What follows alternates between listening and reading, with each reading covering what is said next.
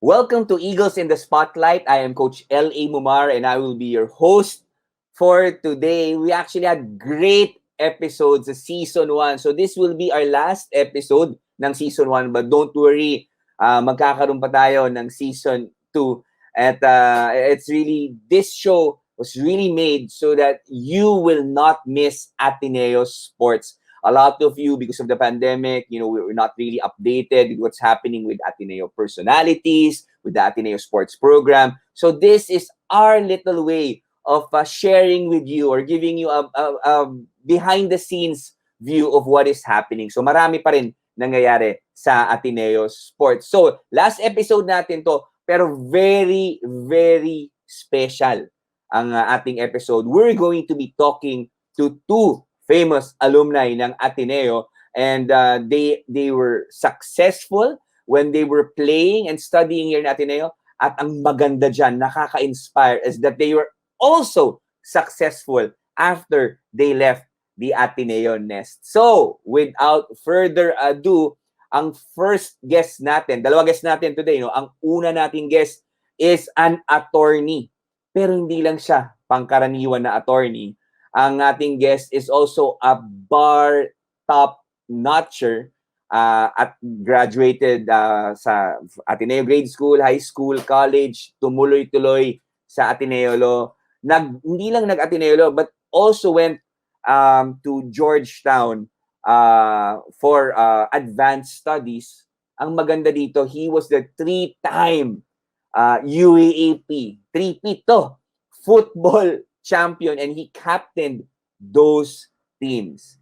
Ang dating captain ng football has turned into one of the Philippines' finest lawyers. Tignan mo, ang haba ng introduction ko, no? Specializing in tax law and sports law. So without further ado, let's all welcome Attorney Mickey Ingles. Ayun, Attorney Mickey, how are you? How's it going? Good. How are you? I'm good. Finally got to meet you, pero medyo weird setting dito ba sa Eagles in the Spotlight? How are you? How's the family? How are things going? Doing okay naman considering everything that's going on. Still adjusting. It's been a year but still adjusting, but adjusting well. Ang haba-haba nung sa intro, ang haba-haba nung yung mga credentials. So kailangan mabilis ako ngayon, no? This is really, para sa akin, this episode is it's almost like a dream come true for teachers, alumni, administrators, because one of our football players, top-notch sa bar and lawyer ngayon, grabe. Thank you for carving out time para sa amin. Yeah, definitely. Thank you. Thanks for having me also. All right, so let's get straight to the point. We really got you because we were so inspired by your story. I know, medyo mas matanda si Erica di sa'yo. Okay, I'm sure manonood siya. So sabihin natin. Pero naririnig kita palagi sa office because I think the reason why I hear a lot about you is because of the balance that you bring in. Na sana all sa ating mga atleta na just the balance between being a football player, a captain at that, three-time champion. We'll talk about those things in a bit. And also, pre-law, law, salutatorian, studied in the States. So how was that? I mean, just thinking about it, pare, na-overwhelmed na ako, sinasabi ko lang. What about you?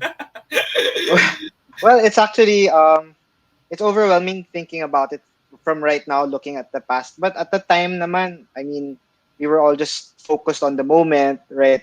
When I was in college, I wasn't thinking of law school. When I was in law school, I wasn't thinking of further studies. And then I wasn't also thinking about the bar, right? So it's overwhelming, and sometimes it hits me na parang, ang dami ko nang nagawa. But at those moments when I was doing it, I wasn't really thinking about it. It's one of the things I learned playing football in Ateneo na just focus on the things that you can focus on, control what you can control, and then the results will just follow. And it also helps because it helps me from not choking under the pressure kasi you're not thinking about results, you're just thinking about your effort. Yeah. Tama. Going back, nabanggit mo na parang it was a step-by-step process ba? You weren't really looking at studying in the States or maybe being a lawyer when you were in university? Tama ba? Well, when I was in university, well, ganito, my dad kasi is a lawyer, so Okay. I've been like brainwashed. Saka default ko talaga was to become a lawyer in the future. So in the back of my head, when I was in university, I was just concentrating lang talaga on football. I wasn't thinking about law courses, right? Yes, I had to take an extra few units just to make sure I would make it to the law school with a certain amount of units. But it wasn't really a priority at that time. My priority was winning championships for the school. Yun! Yun ang ang ganda ng raw answer. Yan ang totoong nagpapakuturo. Totoo talaga eh. Okay, punta muna tayo. Medyo back on memory lane muna. Paano ba? Sino bang football player sa inyo? Your dad's a lawyer. Did he also play football or ikaw lang, you got it? Well, my dad's a football player, played for Ateneo before. My older brother, who's 3 years older than me in school, was a football player also. So when I was a rookie, first year, he was in fourth year, right? And then he was our captain. I was co-captain when he was doing his fifth year and I was doing my sophomore year. Yeah. So we were teammates for 2 years. And then high school, I mean, we played football together also. So we were a football family talaga. Ito, may dynamics of playing with your brother. Was that okay naman? Good? Was that was there a little bit of medyo ilangan ba o it really went for your advantage, to your advantage? It went well, especially since I was a rookie coming in, right? And he was a senior. So at least I know na alaga. Kasi alam mo naman before, nung time natin na yung mga rookies medyo binubully, right? So at least I know my brother was there naman to rein in the other seniors. Uy, pare, and it was also good playing with him. Kaya, pare, nasabi mo na time natin, natutuwa naman ako kasi alam ko I'm so much older than you, but I really appreciate ang bait mo talaga. Tama yung sa office, no? Bait ka talaga. But sino ba mas magaling sa inyo? As in, sorry, depende. We are good in our own fields. He's more technical than me, but I think I was more athletic than him. So we balanced well. Yeah. Okay, so let's go to your UAP career. 3-time champion. And this was on your third, fourth, second, fifth? third. Second, third, and fourth. Second, third, fourth. Yeah, I didn't go na for my fifth year. Oh, tama. Second, third, fourth. Kasi you graduated Yes. champion. So hindi ka nag-fifth year, Yes. tama, no? So second, third, and fourth. And that was an amazing run. It's never been done again. Hopefully we can do it again. Pero siyempre, and what ang daming memories doon. Can you give me something concrete, talagang kwento na maaalala ko habang buhay? Our first championship. Kasi we played UP, who was like para silang Detroit Pistons to our Chicago Bulls in the late 80s. We knew we had to beat them. Sila talaga yung, kasi I think before we played them sa championship, they were in 4 straight UAP finals. And sila talaga yung bully, sila talaga yung magaling. And then the day before the finals, I remember we did light practice and we were practicing this specific play. Na our midfielder would win the ball, get it to our attacking midfielder or our false nine. I would do a cut behind the defender, through ball, pag abot sa akin, i-drop ko sa teammate ko, yung top striker namin, then goal. 79th minute of the game na sobrang tightly played, and I think we were siguro losing sa UP possession-wise. Score was 0-0. We did the exact play. As in, si JP Merida, who's our coach now in the football team, won the ball, midfield, umabot kay Roger Lastimado, who was one of our strikers. He turned, right? Exacto, when he turned, I did a cut behind one of the best defenders of UP at that time, who was guarding me I was in the right wing, so siya yung left defender. Through ball sa akin, one-on-one kami ng goalie. I slid, chipped the ball over the goalie, and exacto nandun yung top striker namin, who we recruited from La Salle Bacolod to head the ball in. Because I can still remember the play until now. As in, solid. Tapos after that, lamang na kami 1-0.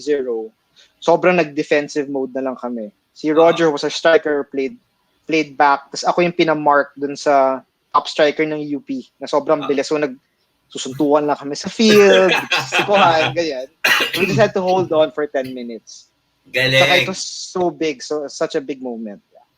Wow, that's amazing. Ang iba talaga yung pagka, yung kinrokis mo sa board tapos talagang Yeah, na-apply mo doon, no?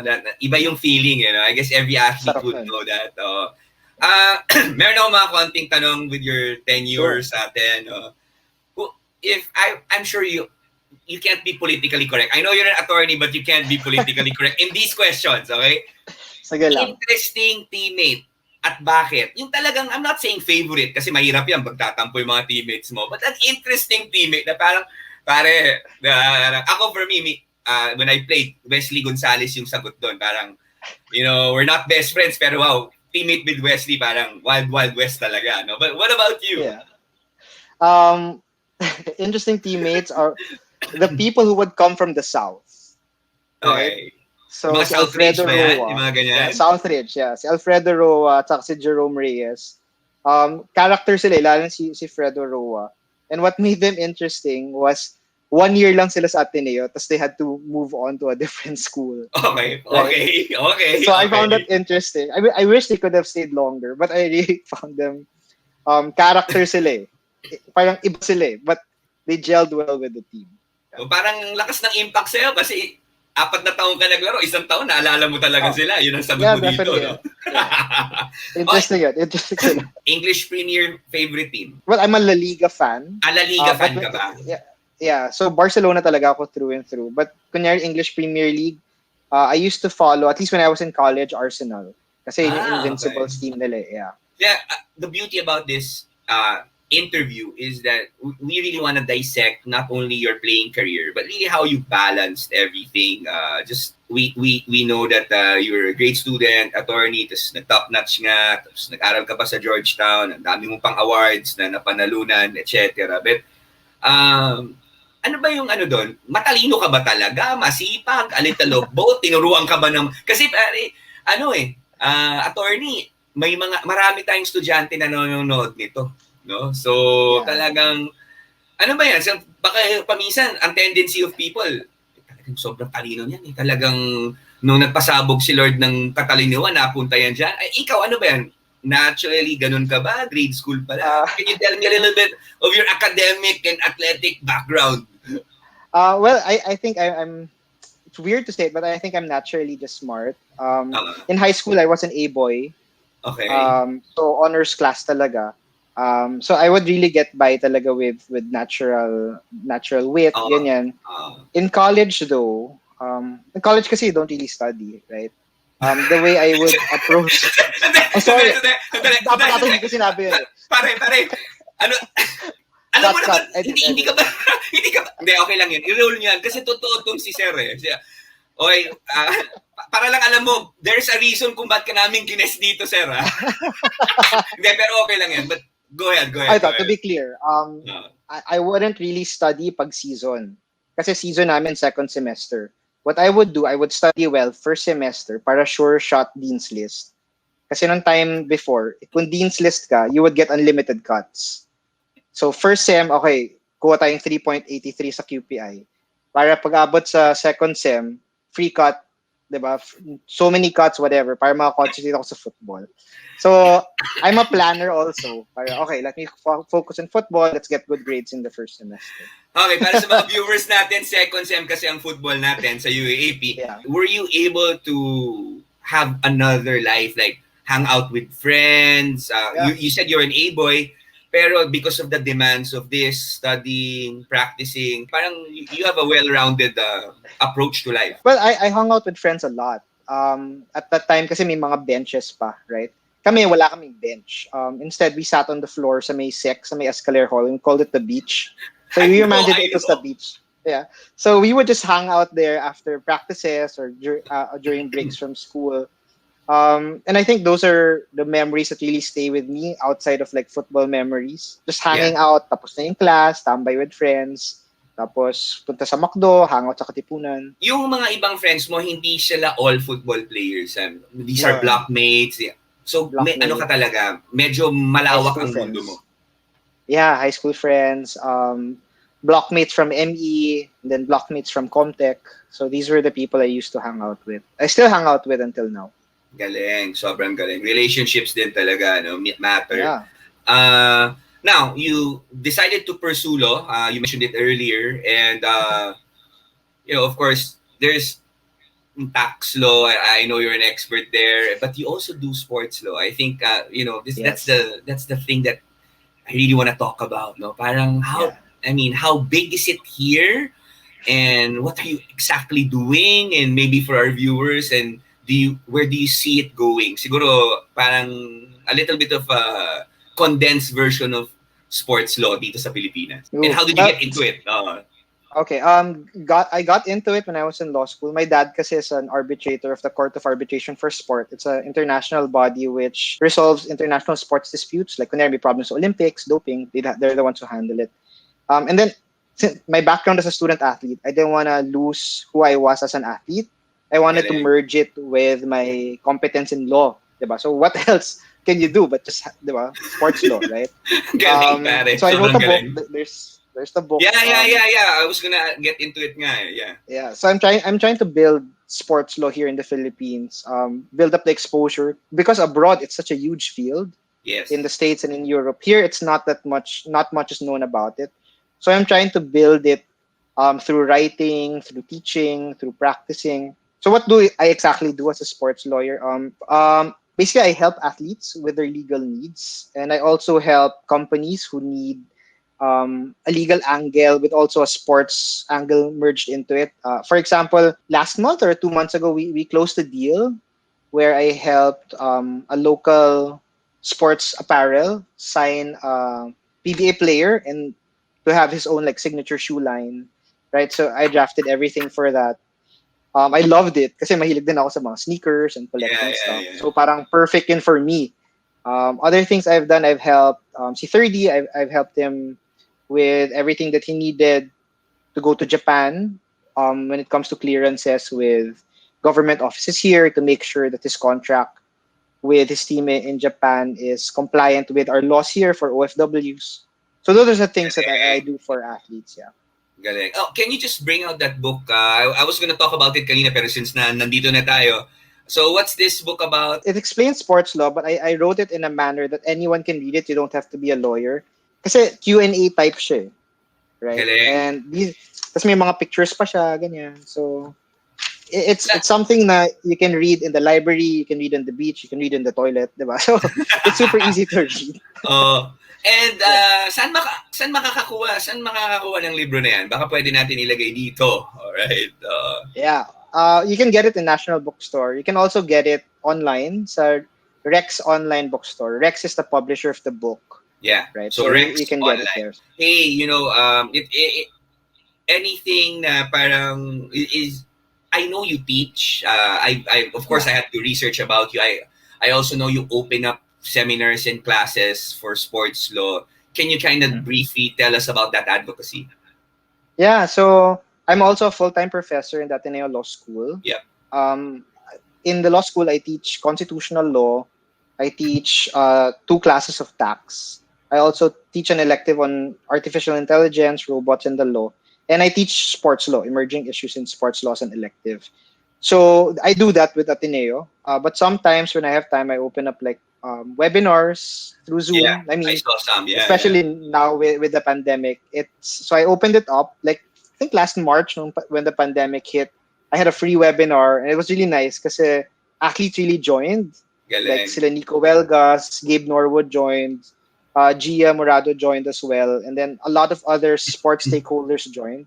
So that's part of my advocacy to tell athletes, look, you guys have rights, you guys have obligations as well, because it's something that I think it's taken for granted in the Philippines, right? Uh, Kasi para sa mga tao, laro na, blah, blah, blah. Tapos parang, hey, there are legal stuff that you have to think of tama. before putting up a league, before terminating an athlete, right? And these are things that have to be firm in its foundation. Where do you see this going in terms of sports law? You mentioned the Europe, sa States, more in the West, medyo talagang very established, and the need is very evident. Yeah. Where do you see it, at least here in Asia, specifically here in Manila, the Philippines? But well, I want it to be as mainstream as possible and to have as many good lawyers. Right? I really have to put good there practicing the sport. Because I believe that the only way that we can improve Philippine sports is to have at least one of the pillars for its to prop it up is a good legal Tama. foundation, right? Um, Kasi here, the advantage of having sports law here in the Philippines na medyo in the infancy is we can learn from what's happening in the States, what's happening in Europe, right? And we can use those lessons to help our leagues here, help our athletes here. Kasi the template is already abroad. It's just a matter of crafting it and making it malleable in order for the Philippines to adopt it. So that's my dream of it, to improve Philippine sports through law. Alam mo, gusto ko mag 1 hour session sa'yo. Gusto ko lang paliwanag mo sa akin yung nangyari dun sa sa English Premier Super League. Alam mo yung parang, I'm sure marami kang may kwento sa akin. Anyway, badly planned, yeah. Badly planned, definitely. Anyway, we have a lot of Ateneo athletes who are watching this, and also upcoming and hopefully future Ateneo athletes. What do you recommend to these athletes na parang you were so excellent kasi in the field, being a captain, bringing us a three-peat, pero excellent ka rin outside the field. And what kind of mindset? Na kasi may mga narinig na kami, mga time management. So I guess I'm not talking about that, attorney. I guess what I'm talking about is what kind of mindset do you need to have in order to be to follow your footsteps, basically? Well, for me, ever since, you just want to be excellent in everything you do. I know that's a cliche, yeah, but that's a way for me to help balance things, right? You want to be excellent in the football field. You want to be excellent in the basketball court. You want to be excellent in training. You want to put all your efforts there. But once it's done, now it's time to be excellent somewhere else, right? And you want to be good in class, right? Para magka-free cut. Or you want to do better with this project, right? So I think it's that striving to be excellent in everything. Dude, saan mo nakuha yun? Sorry, I just have to butt in. Saan mo nakuha yun? Kasi, I have 3 boys. Oo, saan mo tinuro ba ng magulang mo yun? Na-develop mo? Nakuha mo sa eskwelahan? I mean, kasi paminsan, ang hirap gawin or even as a coach now, parang, how do you get it? And is there a practical way para, or wala talaga? Can you help me understand? Okay, so I've been thinking about that a lot, and it always brings me back to one person, and that is Michael Jordan. Really? Serious? Yeah, seriously, kasi I grew up talaga. Yung parang yung pag nagka-consciousness ka na 91, 93 first three-peat nila. Oh, grabe. Right? Okay. Then he retired. And then grade 5 ako when he came back. Tapos na-realize ko, shit. And then 96, 97, 98 I was grade 5, 6, 7 tas first year high school. So doon ko na na-influence and I would really see talaga yung drive niya, yung passion niya. And then I would watch yung mga old VHS tapes niya, yung mga Michael Jordan's Playground. Tapos nakaka-inspire lang. The air up there, mga ganyan. Yeah, the air up there. Diba? So, it was, I think, a lot of it is trying to be as excellent as he was. Parang he put such a high standard. Until now, like when I watch the NBA, parang okay, this guy's averaging 28 points a game. Jordan averaged 38. Diba? 37.1, 35. 37.1. So, tama. Hindi pa rin grabe, talaga ang galing mo ganun naman sa stats. Talaga, ako lang yung mahilig sa 1987 ba yun? Diba? Or 88 season, diba? Yeah. So parang, I think it came from him. The same birthday pa kami. So parang, shucks. Feb ka din? Feb 17, yeah. Feb 17. Yeah. So I think it's really because of how I idolized Jordan as a child. Because it just stuck with that. Pare, ang galing nun, ha? I mean, very rare do I hear that. Pero ang galing, pare, ha? It's amazing. Oh, wow. I wish we had more time, but I guess my last question for you, attorney. Sure. Is this, pandemic, a lot of uncertainties, even the UAAP, it's stalled right now. And what can you tell our athletes who are watching here, or even, not even necessarily natin. I've actually had some comments kasi, attorney, na mga nanonood ng show natin, hindi lang Atenista, though a lot are Ateneans. Parang, how do you train? How do you go through life with so much uncertainty? And siguro, I guess there would be no other person to share the best person to share this than you. As we end this episode, is parang what can you tell us, budding athletes, student athletes, Athenians, non-Athenians? Give us some words of wisdom. Okay.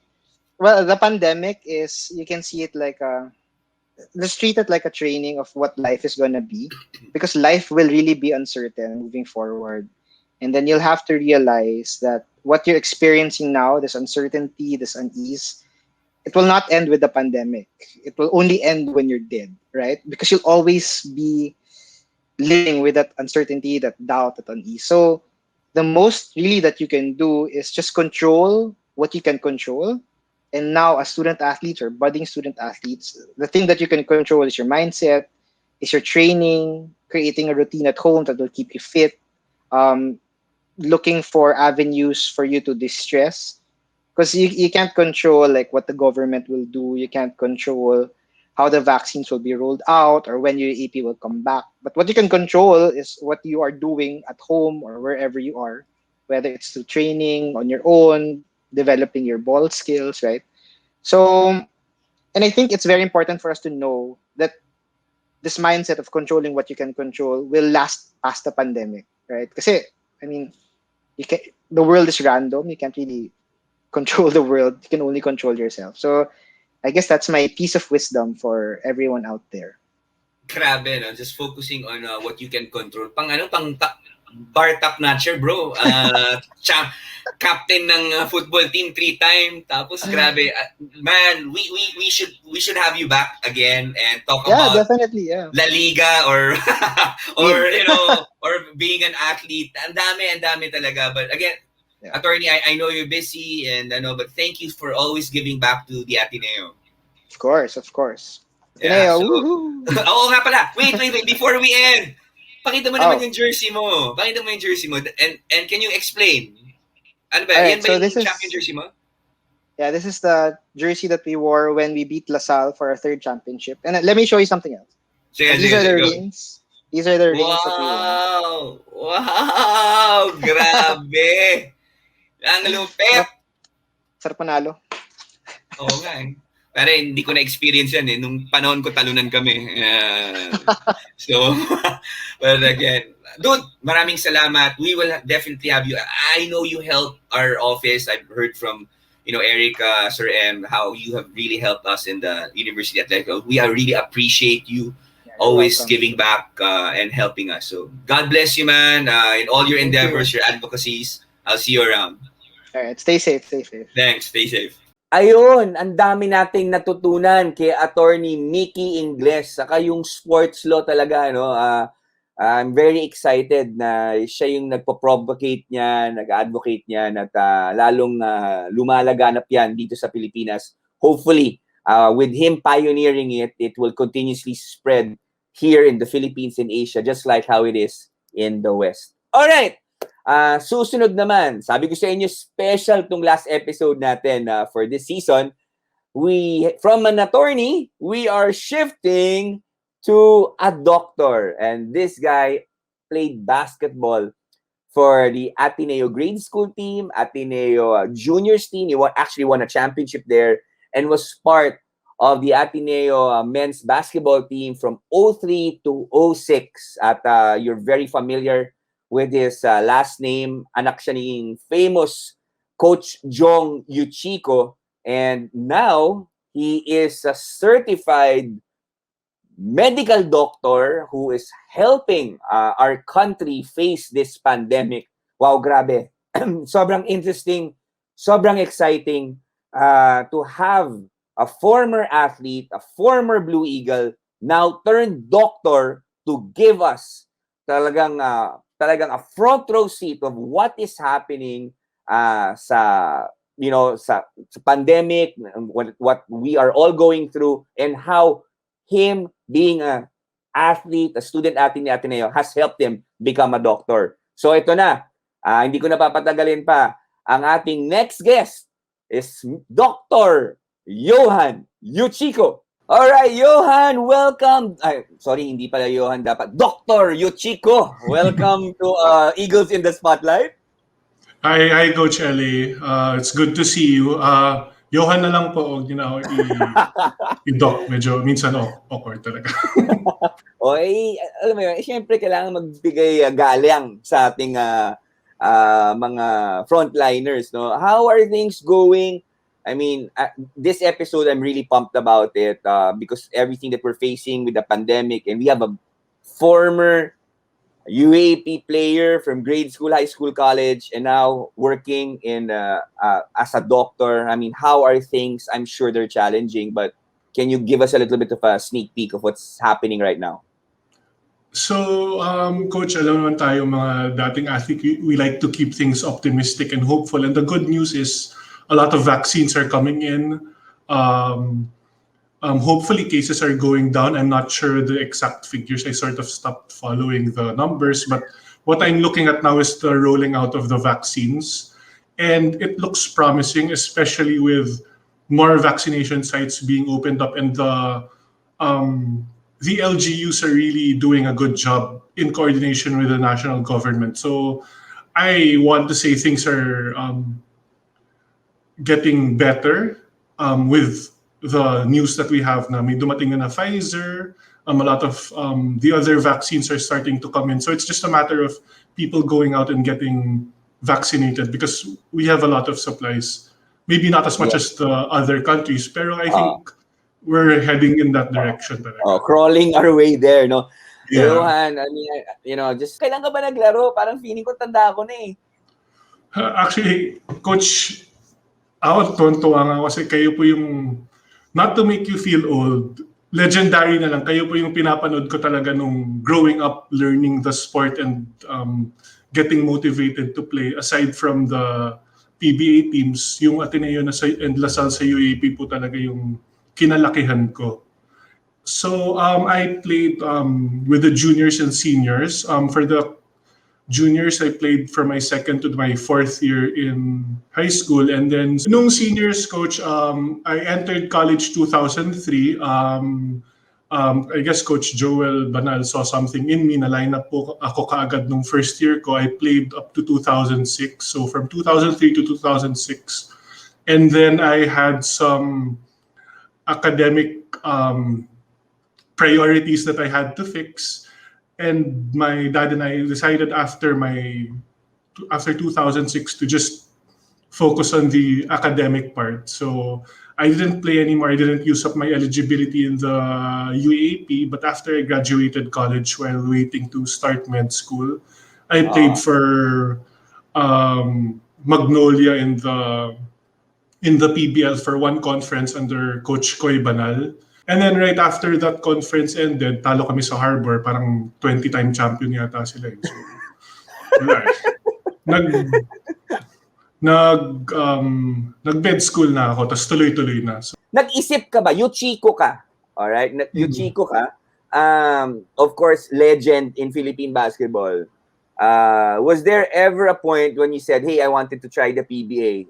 Of course, you had potential. Every time I'd see you in high school, in college, I mean, you were smart. I mean, I always saw Yuchiko talaga to dahil marunong, matalino sa basketball. Did you ever think that, was that a part of your dream?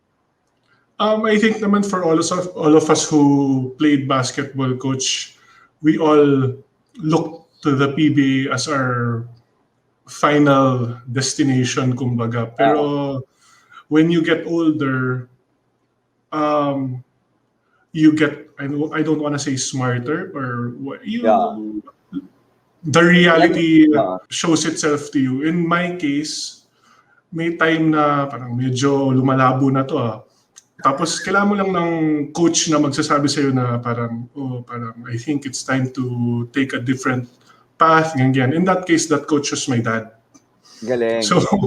So I think it helped it a little more kasi we know naman, you're a coach, yung coach na kahit parang anak mo yung player, hindi mo pa rin kayang sabihin sa kanya na medyo mag-give up ka na sa pangarap mo. So only a father can do that. It just helped in my case na coach yung daddy ko. So he understands. Medyo totoo sinasabi nito. Can you give me like a super great experience or moment in your, how many years have you played? 4? I'm sure na grade school, high school pa. I mean, can you give me like something that's really memorable na talagang you will cherish for the rest of your life? Like, I can't point to any particular specific moment kasi there are the championship ng juniors, yung Yeah. bonding, yung first basket mo as a college player, may mga ganun. Pero I think the thing that sticks out to me is the bond that was created between my teammates and I. And it's not even on the court lang. The moments, the memories I shared with my teammates who are, most of which who are still some of my best friends today. I think that's something I'll never forget, yung time namin together. Pero if there's one thing I'll never forget, it's our championship in 2000 UAP Juniors against UST, 1-0. May teammate ako si Stan Aldover who went on to play for CSB. Yes. Tied ball game, he was fouled. 2 free throws and he made both swish talaga. Tapos wala, pandemonium talaga. Tapos may teammate pa kami nun si Ave Cruz na who was out for the season because of a fracture. Dinaganan talaga siya. Wala namang pakialam dun sa cast niya eh. So, yun talaga yung di ko makakalimutan. 2 free throws to win the championship. How can you script it any better? With your best friends. Yeah. Kasi iba talaga, coach, yung high school na bonding eh, di ba? Iba yung bonding. Now, let's move forward kasi I'm so excited about this episode because nga, you're a basketball player, pero nag-doctor ka eh. So, I mean, you kinda touched on it a little bit with talking about your dad. Pero paano yung journey mo into everybody wants to make it to the PBA? Everybody, you're a Yuchiko, so there are some expectations, no? How did that transition into, you know what? Basketball was good. It helped me form my character, but I'm gonna pursue medicine. Well, aside from the fact na hindi ako pinapalaro, isang factor yun. Pero wala naman ako sa mga loob ng mga coaches ko. Aside from that fact lang naman talaga siya na bihira ako pinapalaro. My dad, as in most of yung mga interviews na sinasabi ko, lagi ko minimension yung dad ko kasi siya talaga yung one of the biggest influence in my life. So, yun, lagi niyang pinaprioritize yung academic sa akin. So, I always knew na if basketball didn't work out, it's not the end of the world. I have other options and very interested ako in science and nature. In fact, I wanted to be a marine biologist more than a basketball player. Kala ko dati, yung marine biology, yung pinapanood lang natin sa Nat Geo, yung nagda-diving. Ang dami palang mga research nun. Sabi ko, doktor na lang ako. May research din pala. Mas madali ito. Dami nilang mga sinusulat dyan. Doktor na lang ako. So, actually, one thing led to another. Nag-shift kasi ako to biology from Comtech.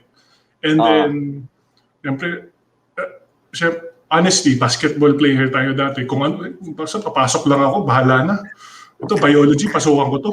So pagpasok ko, yung mga kaklase ko, gusto ko mag-marine biology. Sila, pre-med course to. May ganun pala. Napabarkada ako dun sa yung mga kaklase ko dun na, again, some of my good friends up to now, sige, sama na ako dito doktor na rin ako, parang science rin naman to eh.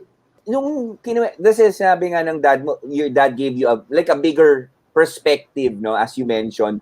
When you told him na magdo-doctor ka, was he supportive? Was he ecstatic? Or was he like, sakto lang?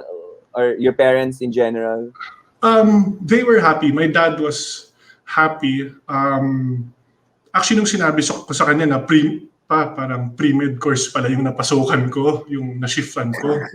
Parang, kilala mo naman yung dad ko, medyo stoic siya. Pero may glimmer of hope sa mata niya na parang, may pupuntahan tong anak ko. What are some of the things na similar ng basketball, pagiging atleta sa pagiging doktor?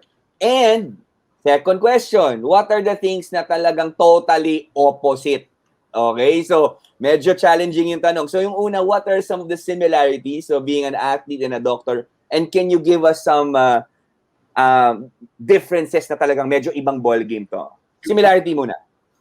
Similarity is in medicine, we have to take up different roles. Just like in basketball, there are specialties in medicine like surgery, medicine, in my case, radiology. In basketball, you also have different roles, but all those roles will not work without the other. As you know, as some of the we've seen it time and time again. A one-man show will not win you a championship. The teamwork and the camaraderie is there in medicine and basketball. Your loyalty to your team is there. It's not exactly the same, pero from my perspective, dun ko siya mas madaling na nahahalin tulad.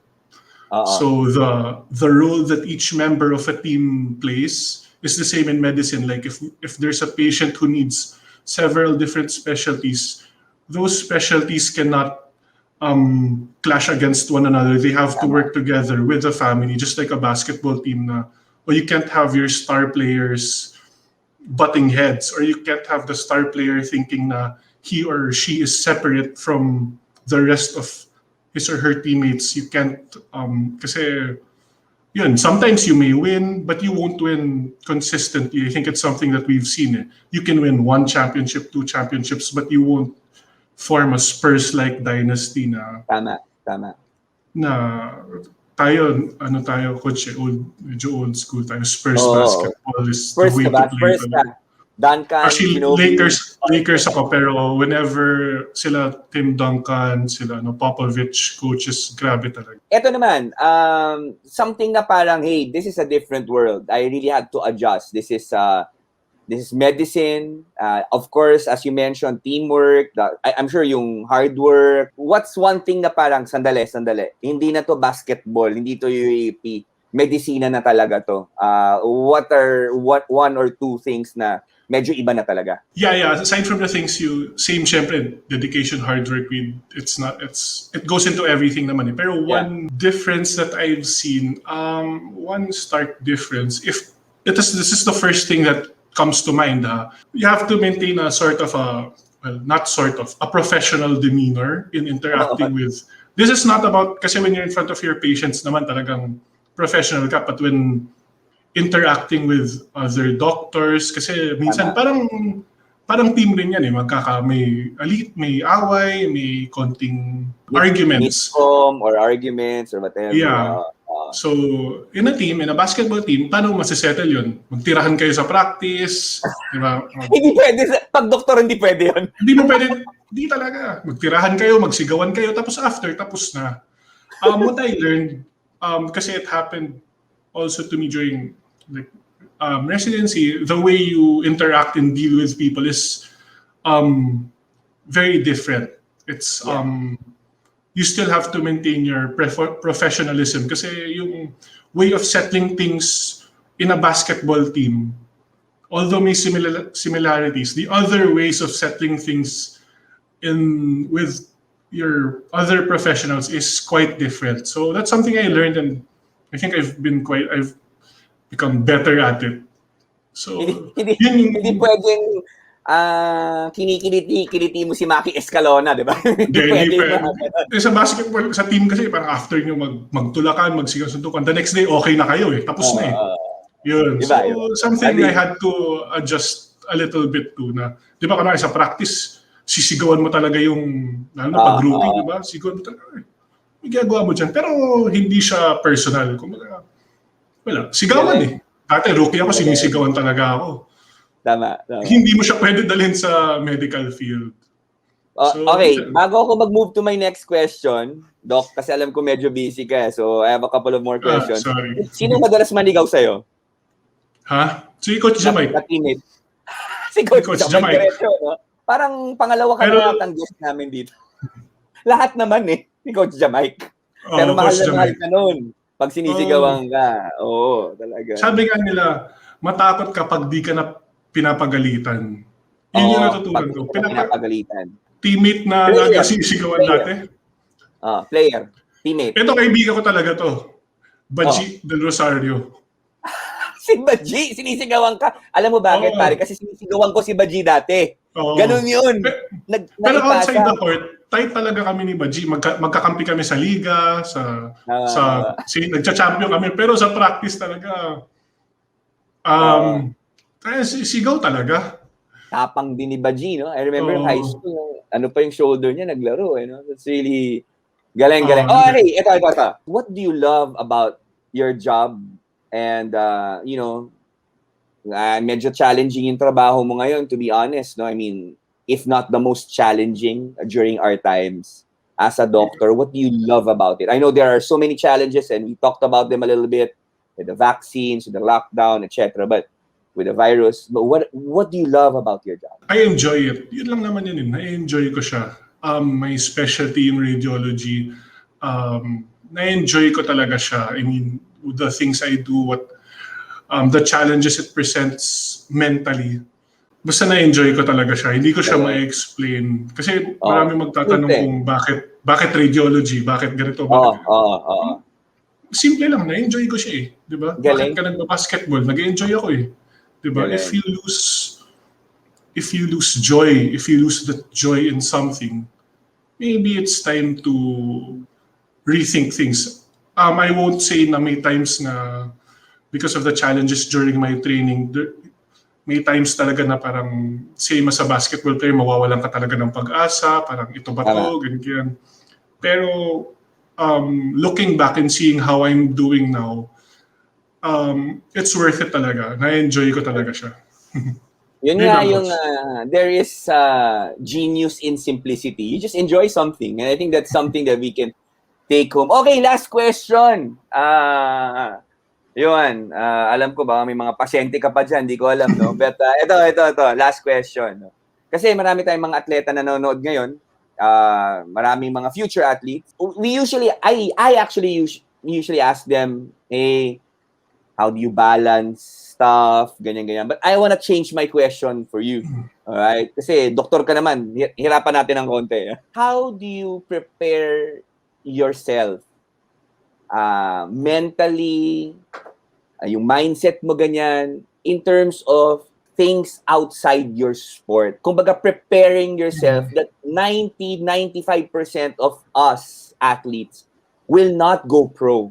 And there is a life out there. What can you advise? What can you say? Can you give us words of inspiration and wisdom as most of the people who will be watching here? Tama naman. Yun, totoo to. No? I saw some studies. Most of them will not be in the PBA or the volleyball professional league, PVL. That's the reality, coach. It's the reality of. How do you prepare? How do you accept? Or what is the process? Are there any tips? Please grant us your experience and wisdom. I think one of the biggest things I can give as advice is, aside from the sport that you obviously love to play and enjoy, find something else that you enjoy. Kasi not everyone can be a player or transition into a coach. Not everyone will be able to be part of that sport after college. So my thing is, find something that you enjoy, whether it be in the stock market or, in my case, science. Find something else that you enjoy and concentrate on that when you graduate, or find a way to make a career. Kasi you can't say, na-enjoy ko to, walang pera dito. Hindi pwedeng ganun eh. Kasi pag pera yung motivation mo, talo ka na kaagad eh. Unless may mamanahin ka talagang kumpanya. Panalo ka na nun. The best ka talaga, pare. The best ka talaga. Okay. Yun. Find something that you enjoy, that you love doing, and then while you're playing, while you're still competing at the college level, mag-isip na tayo ng mga ways to turn it into a career. So that's my only thing. Find something that you love. Kasi if you're doing something na napilitan ka lang, hindi ka talaga tatagal. Siguro yayaman ka, pero kung masaya ka sa maraming pera, na yun lang yung happiness mo, go lang. Diba? Pero if hindi ka tatagal sa isang mahirap na bagay kung hindi mo siya enjoy, Galing. yun yung for me. Etong may mga, from what I've heard, marami kami mga nagpi-pre-med. Sorry additional question. Okay, sorry. Sayang naman eh. Anong mabibigay mong advice sa mga nagpi-pre-med na mga atleta natin? Baka may tips ka naman dyan, bro. Wag niyo ako i-name drop kasi pag di-name drop niyo ako sa Ateneo, baka sabihin, may Johan na naman mapasok. Joke. Some tips. Obviously, masayahin akong tao. So, enjoy nyo lang. Enjoy the process. Enjoy the application process. Pagkatapos during med school, it's a lot of fun with I don't know how it is now kasi online, pero some of the best moments in med school were with my batchmates. One piece of advice, pag-graduate nyo sa sports, sa UAAP, iwan nyo na yung competition dun. Pagdating sa med school, huwag na kayo makipag-compete sa grades. Just enjoy. Do your best, enjoy. And stay disciplined. I mean, there's no clear-cut way naman of becoming a doctor. Maraming nag-aral ng 24/7, doctor. Ako, nag-aral medyo, doktor pa rin ako. So, kung gusto mo talaga yung ginagawa mo, wala talagang makakapigil sa'yo. Yun lang yung akin. Kung gusto mo talaga yung ginagawa mo, whether you study, mag-goal ka mag-valedictorian or mag-goal ka mag-graduate lang, doktor pa rin kayong lahat pagkatapos. Alam mo, yun ang gusto ko sa'yo eh. Very practical advice. Pare, sorry, additional question. Go lang, coach. Ito naman, pandemya. Di ba? And ang hirap maging atleta. Di ba? Parang ang hirap mag-training. You know, I'm coaching a team now. Kakazumba ko nga lang kanina eh, para lang sumaya kami, di ba? Parang para maiba eh. Last question, promise. Piece of advice as student athletes, go through this pandemic. Coach, I was telling off-air, di ba? I can't imagine what the student athletes are going through right now kasi as a former student athlete, what you look forward to when you go to class is your practices, your bonding with your teammates, with your coaches. Sisigawan ka ni Baji. Sisigawan ako ni Baji mamaya. Baji excited talaga. Na ako. I can't imagine. Pero hold on to your why. Hold on to your why. Bakit ko to ginagawa? Ginagawa ko ba to para sa family ko? Para have something or someone you're doing this for. And pag nawawalan ka ng some sort of motivation, which is normal, parang hawakan mo lang. And if you need to seek professional help from a psychologist, a psychiatrist, yun yata yung to take for granted yung mental health eh. Yes. Don't hesitate. Don't be afraid. Hindi siya kahihiyan na mag-ask for help. So yun yung akin. I mean, that's the most important thing. Mapalagaan yung mental health. Thank you so much, Dr. Johann Yuchiko. Doctor, UAAP champion, varsity, just really an example of itong sinasabi nating student athlete who really made it not only inside but also outside the court. Yon, maraming salamat. Kwentuhan tayo soon, alright? Thank you, Coach. Thank you for having me.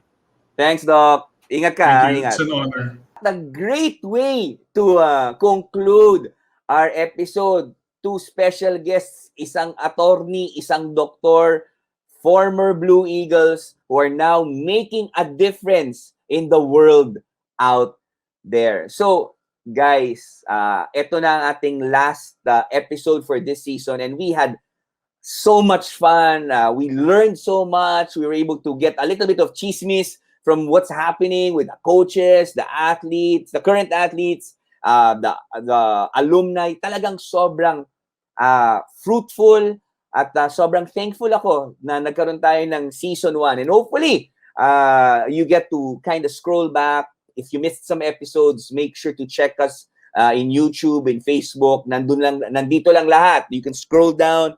You can check out all the other episodes that you missed. Pero for this season, we are done. And we hope to catch you in season 2 of Eagles in the Spotlight. This is Coach L.A. Mumar saying thank you for supporting our channel. Thank you for supporting Ateneo Sports. God bless all of you. One big fight.